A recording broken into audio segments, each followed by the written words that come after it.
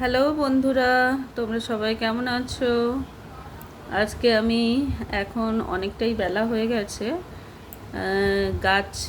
মাছের তেল ছিল, একটু চচ্চড়ি বানাবো, খেতে ইচ্ছে হচ্ছে।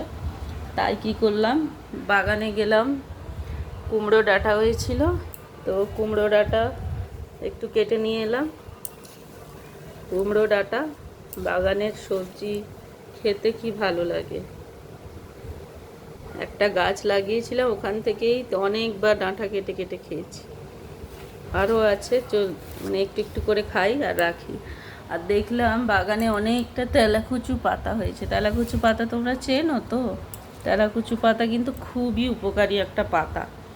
তো আমাদের গাছে পুরো ভর্তি হয়ে গেছিলো। তো আমি কি করলাম, কিছুটা তুলে এনেছি। এর ডাঁটিগুলো নেব না, শুধু পাতাগুলো, কিছু ভালো ভালো পাতা দেখে এইগুলো চচ্চড়িতে ফেলে দেবো। খেতেও খুব ভালো লাগে এগুলো। এগুলো খুবই উপকারী একটা পাতা। ঠিক আছে, তোমরা কে কী বানাচ্ছ? আর এইখানে সবজি ফেলেছি, আলু ওখানে আছে, তো সবই এখানে নিয়ে বসেছি। এখনও কিচ্ছু সরঞ্জাম হয়নি, এবারে রান্না করব, এগুলো সবজি কাটবো তারপরে। তো তোমরা সবাই কেমন আছো? বৃষ্টিতে ভালো আছো তো? আমার ভিডিওটা আমি এখানে শেষ করছি, আবার পরে দেখা হবে। এখন রান্না করতে যাই, টাটা।